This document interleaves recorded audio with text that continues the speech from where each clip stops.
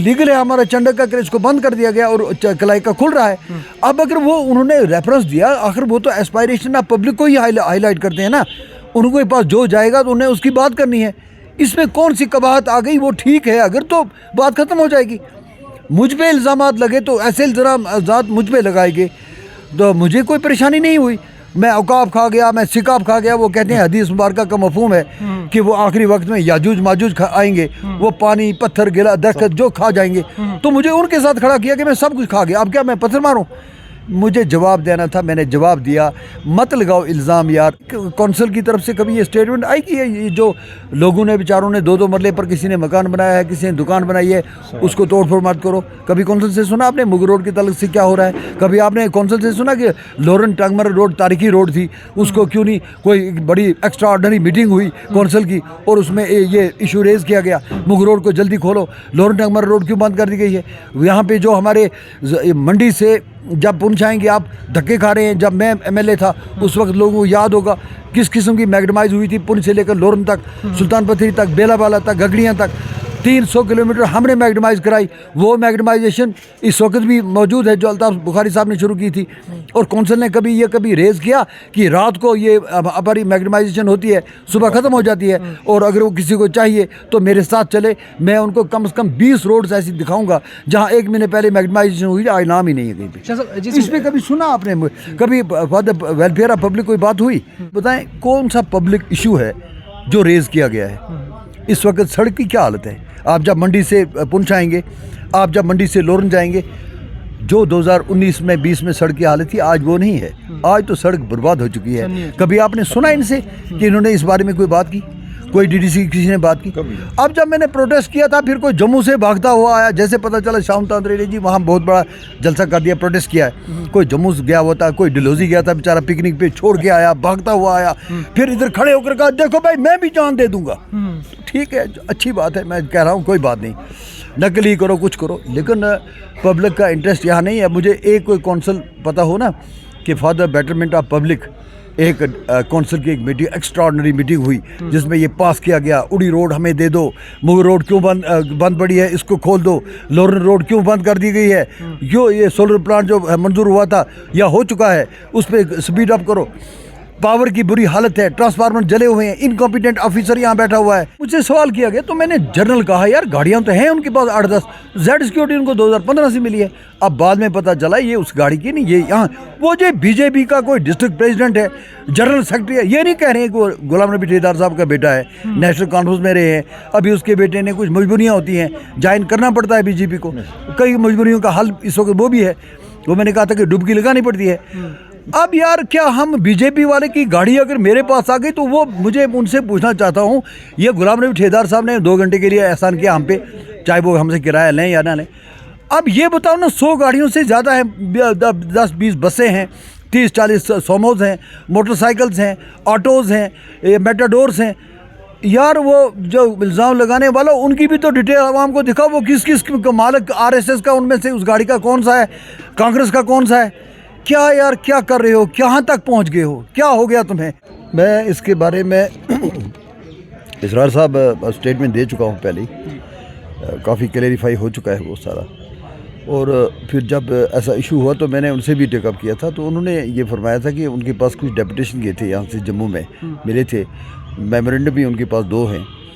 तो उसमें उन्होंने ये इल्ज़ाम आयद किया था, जैसे उनको इन्फॉर्मेशन दी गई थी तो कि उन यहाँ पे डीडीसी चेयरपर्सन साहब की ताल्लुक से या उनके साथ एक आध डीडीसी मेंबर, उनके ताल्लुक से ये कहा था कि यहाँ पे उन जो as per the statement of respected Bukhari साहब, उन्होंने फरमाया था कि जो मेमोरेंडम उन्हें दिया गया उसमें यह है कि उन्होंने जी यहाँ पे ठेके फिक्स कर रखे हैं, ठेके अपनी चाहे से उसमें जो हमारे डी साहब चले गए वो भी उसमें इन्वॉल्व हैं, और उन्होंने सारा कुछ सिस्टम फिक्स किया हुआ है। तो मैं तो उनका सिर्फ उतना ही मकसद था जिसको ऐसे हाईलाइट किया। बाकी डीडीसी साहिबान हमारे यहाँ पे बड़े ही काबिल इज़्ज़त, काबिल फ़ख्र, बाकी काफ़ी डीडीसी साहिबान हैं, 14 की तादाद में है। सभी पे ये ऐसा नहीं है, उन्होंने जो कहा था वो उसी तलक से कहा था, एक डीडीसी चेयरपर्सन साहब की तलक से और एक आध उनके साथ मेंबर है। लोगों का ये कहना है कि जहाँ अल्ताफ़ बुखारी साहब CM का इलेक्शन कंटेस्ट करेंगे वहाँ पे उनको एक ही चंडक का जो क्रशर है वो दिखाई दिया, या बेरोज़गारी की बात करनी चाहिए थी? पुंछ के इतने और मसाइल हैं, उन चीज़ों पे हाईलाइट क्यों नहीं किया, उन चीज़ों पे नज़रसानी क्यों नहीं की, सिर्फ एक ही क्रशर पे क्यों इतना जो ये मुद्दा है ये क्यों हाईलाइट किया? एक तो मेरे ख्याल है उनने जो ये इल्ज़ाम लगाने वाले हैं उन साहिबान से मैं कहूँगा कि एक तो वो ये समझें कि उन्होंने वो पूरी स्पीच उनकी नहीं सुनी और इंटरव्यू नहीं सुना, दोबारा सुने वो। और दूसरी बात मैं ये कहना चाहूँगा, देखिए हसद के एनों को हटा दीजिए और सियासत बराए सियासत और मुखालफत बराए मुखालफत मत कीजिए। 2019 से लेकर 2023 तक मुझे वो तनकीद करने वाले बताएं कि सईद अल्ताफ़ बुखारी साहब के बगैर कौन है इस रियासत जम्मू कश्मीर में जो अवाम के मसाइल को उभार रहे हैं और उनको हल करवा रहे हैं। देखिए नंबर एक जो सबसे what was the important issue for us since this 370 and 28 this was abolished and after that what was the condition of state. यहाँ आपने खुद सुना असरार साहब कि उसके फ़ौरन बाद यहाँ पे कुछ पोस्टें क्रिएट की गई थी, तो पंजाब से हिमाचल से उसमें वो लगने लगी थी फॉर्म्स एप्लीकेशनें, तो उस वक्त तो बाहर के लोग यहाँ पे वो फॉर्म भरने लगे थे नौकरियों के लिए। तो Syed Altaf Bukhari was the only leader from J and K state जिन्होंने he took this issue very seriously.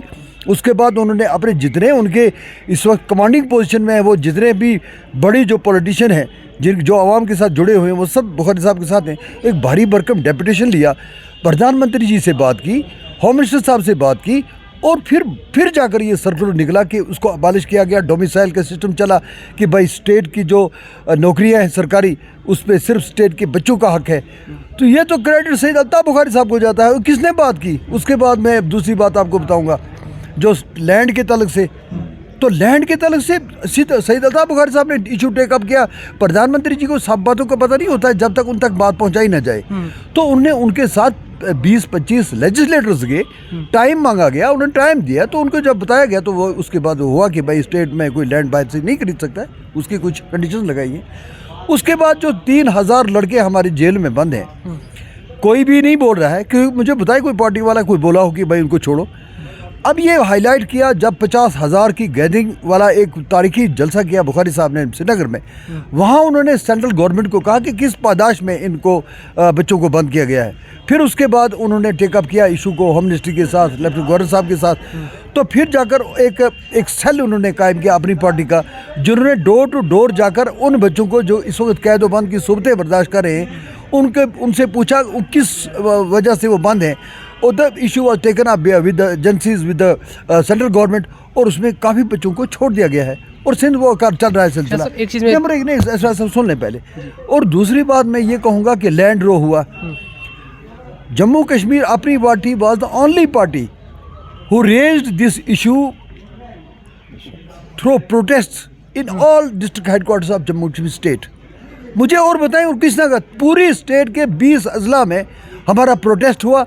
हमने ये टेकअप किया कि हमारे किसी गरीब के मकान के साथ हाथ भी ना लगा जाए, वो मालिक है इसके, 2-2 मरले 3-3 मरले। और आपने देखा इसरार साहब कि हमारा भी यहाँ सुबह जम्मू में सबसे बड़ा जो प्रोटेस्ट हुआ पुंछ में हुआ अपनी पार्टी के बैनर तले।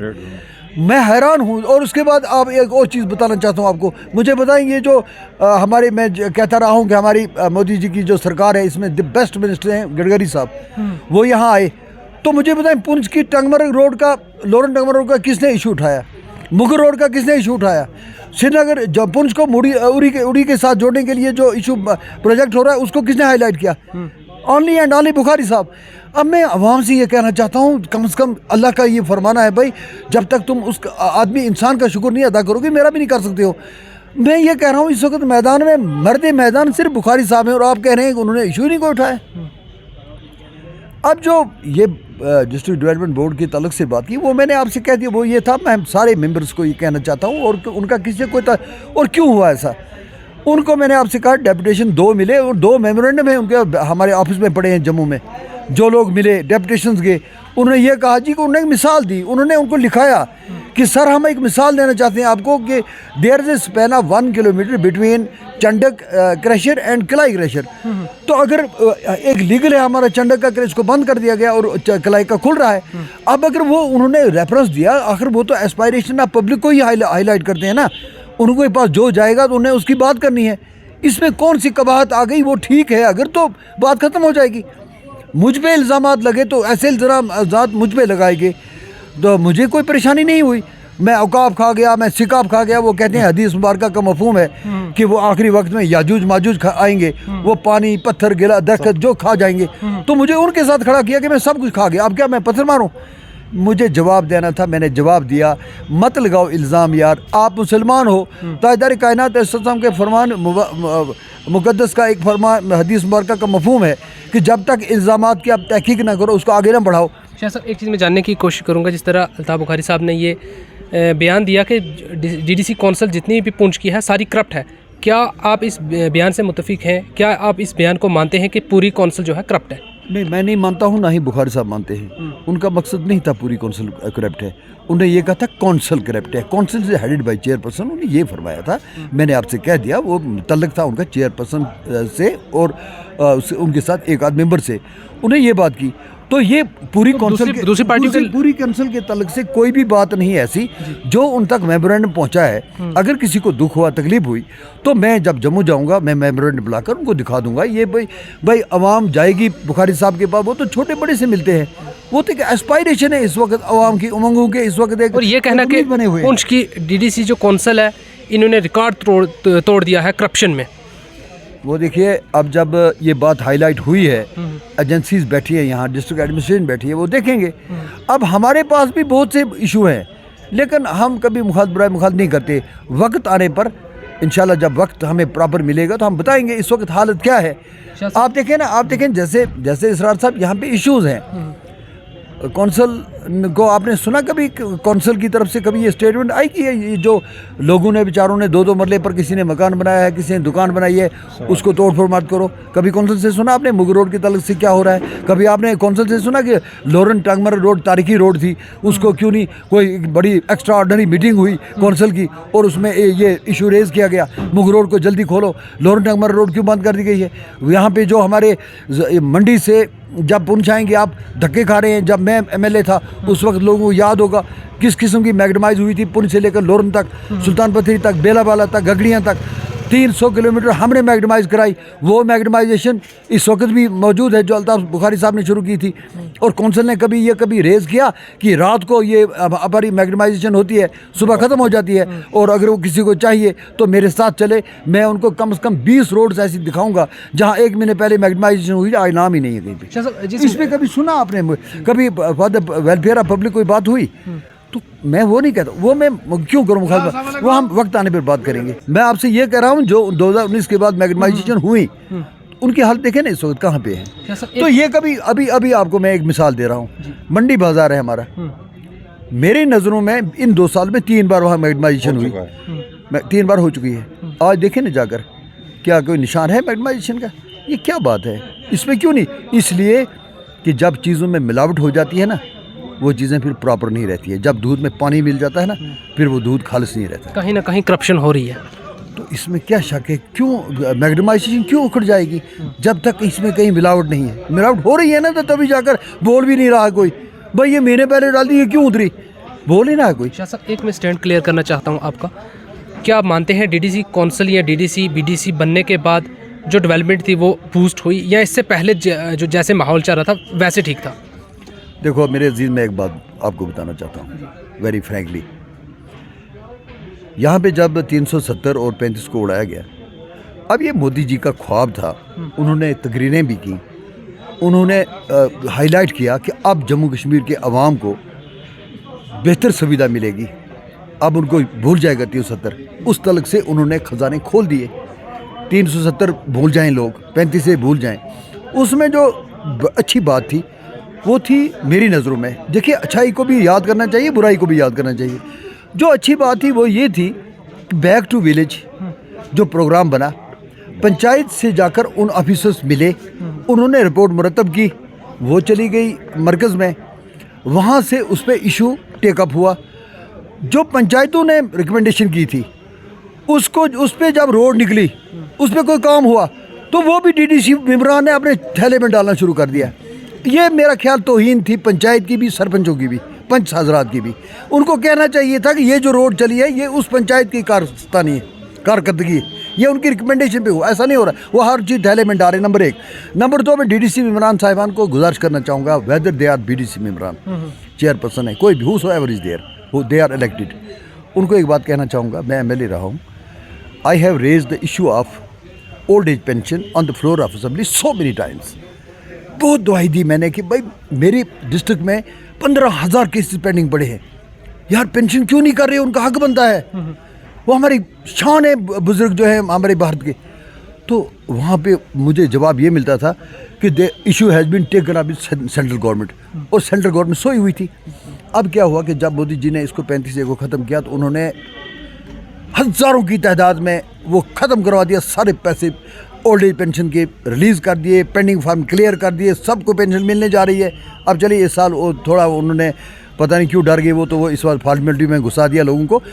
अदरवाइज़ PMAY की बात करूंगा तो उसमें हमारा 1.5 केस होता था हर पंचायत में, एक फुल एक पार्शल। अब मोदी जी ने उसको खोल के रख दिया, हज़ारों केस गाँव।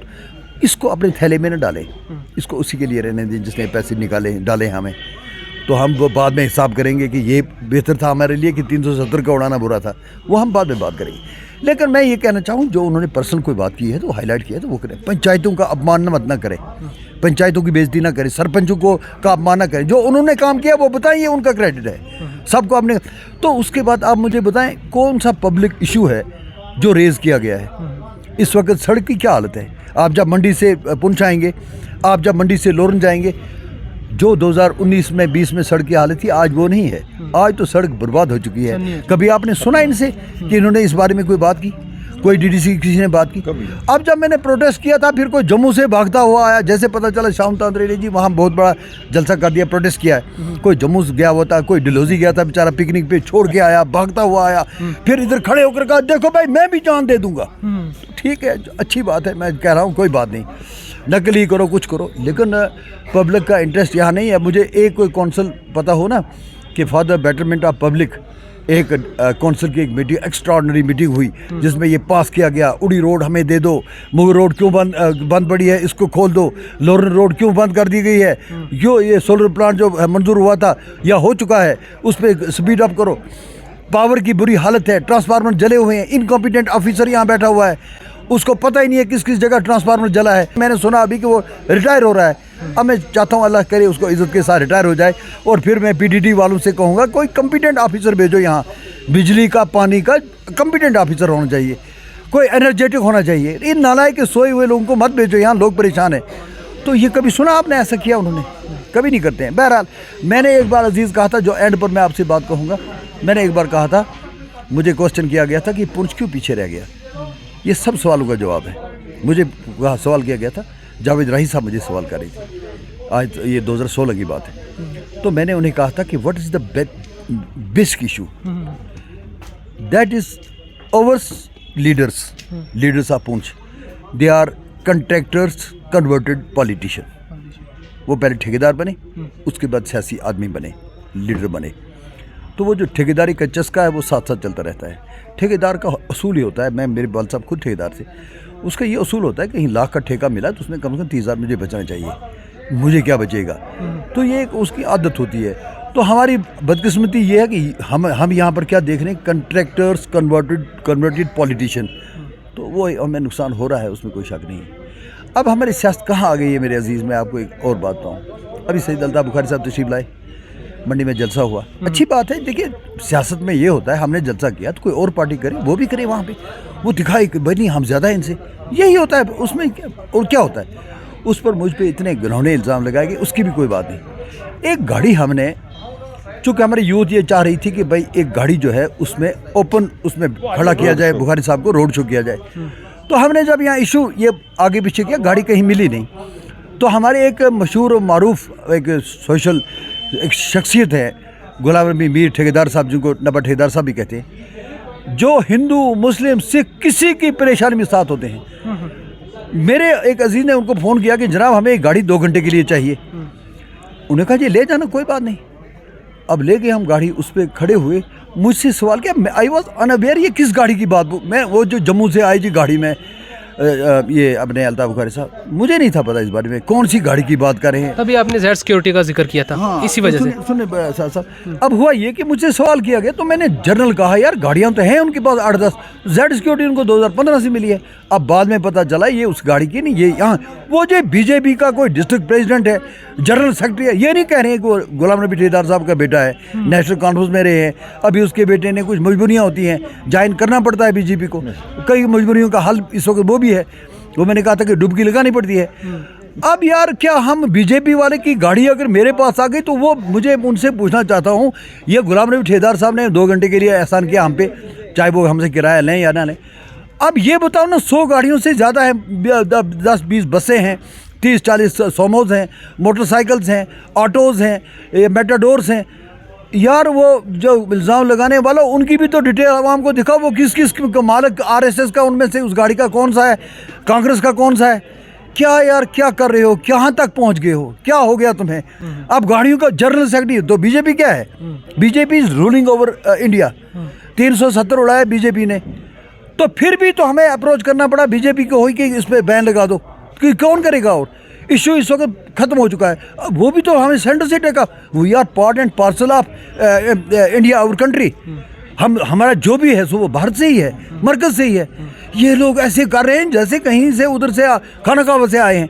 वो शर्म करो कुछ, समझते हो यार। एक वक्त था हमारी, उस वक्त मैं भी उसमें था, जब वो टाफी और दूध की बात हुई थी यार, हमारी कोलिशन बनी, हम पीडीपी, जो मैं उस वक्त पार्टी का एक मेंबर था, उस वक्त हमारे कायद ये कह रहे थे कि अगर पीडीपी बीजेपी को दूर रखना है तो पीडीपी को वोट दो। तो बाद में जब गवर्नमेंट बनी तो मजबूरी थी कोलिशन बनानी, पीडीपी की भी कोलिशन बनी, एनसी में फॉरेन मिनिस्टर है अपने उमर अब्दुल्ला साहब, तो गाड़ी इस्तेमाल हो गई जी, वो थे जी, नाम नहीं बता रहे, अगर बता दें नबा ठेकेदार साहब की गाड़ी थी, जो एक बहुत बड़े एक पुंछ के हमदर्द इंसान है, हर दिल अजीज़ इंसान है, हमदर्द इंसान, हर एक हिंदू मुस्लिम सिख ईसाई से वो घुलते मिलते हैं, किसी को ज़रूरत पड़ी, इनमें से कईयों को रेत बजरी की ज़रूरत पड़ी, उन्होंने भेज दी आपने गाड़ी, हमने गाड़ी डाली, 3 दिन से तूफान खड़ा किया है। ओ यार तुमसे मैं मेरे अजीज़ों ये कहना चाहता हूँ यार, उसके बजाय करो ना तैयारी, वहीं पे जहाँ अल्ताफ बुखारी साहब ने एक तारीखी जलसा किया, लगा दो वहाँ महबूबा मुफ्ती साहिबा को दावत दो, तुम भी जलसा करो, लोगों को बुलाओ, बताओ ये इतनी ताकत है हमारी, मेंढर वालों, सुनकोट वालों, अब तुम्हारी मत की हमें ज़रूरत नहीं रही, पुंछ में करो जलसा। उसका मुकाबला वो होता है गालियाँ देना। एक चीज़ में यहाँ पे एक और चीज़ मैं कंफर्म करना चाहता हूँ, पीडीपी के जो लीडर हैं उनका ये कहना है कि अल्ताफ बुखारी साहब ने बीजेपी के लीडर से ही जो रिलेशन में आते हैं गाड़ी क्यों ली, यहाँ पे और भी तो गाड़ियाँ थी, आपस में बीजेपी और अपनी पार्टी की सांठ-गांठ है, इसीलिए लोग बी टीम कहते हैं अपनी पार्टी को। अकल के अंधों को क्या पता है कि लाल क्या होता है, सफ़ेद क्या होता है। अकल के अंधों से आप पूछें, ए टीम बनना, बी टीम बनना, सी टीम बनना, ये क्या दिल्ली से एमएलए बनकर आएंगे कि वो ए टीम को 60 एमएलए दे देंगे, बी टीम को 18 दे देंगे, सी टीम को 2 दे देंगे। अकल के अंधों को बोलो, ये ए बी सी बनाना जम्मू कश्मीर रियासत की आवाम का काम है। जिसको ज़्यादा एमएलए मिलेंगे वो ए टीम बन जाएगी, जिसको उससे कम मिलेंगे वो बी टीम बन, ये तो आवाम ने फैसला करना है। मुझे बताएं कि जो पीडीपी और नेशनल कॉन्फ्रेंस बीजेपी का 3-3.5 साल गवर्नमेंट चली, उमर अब्दुल्ला साहब इसके फॉरेन मिनिस्टर रहे, अटल बिहारी वाजपेयी साहब की गवर्नमेंट में बने, तो बीजेपी कौन सी, ये कोई जुल्म हो गया कोई बीजेपी साहब। और फिर बताओ कि क्या अल्ताफ बुखारी साहब को ये पता गाड़ी किसकी है? अकल के अंधों से पूछो, ये रिसेप्शन था पुंछ यूनिट का, गाड़ी हमने किरायों पर ली, हमने कहीं कोई 2000 रुपये ली, कोई 1500 रुपये, जैसे होता है सभी करते हैं, रोड शो करते हैं। तो अल्ताफ बुखारी साहब को क्या पता जिस गाड़ी में खड़ा हूँ ये किसकी गाड़ी है? क्या करते हैं, इसको कहते हैं हमारी बोली में, इसको कहते हैं मूतमा मच्छी लोडनी, ये वही है बस, और कुछ नहीं। शुक्रिया।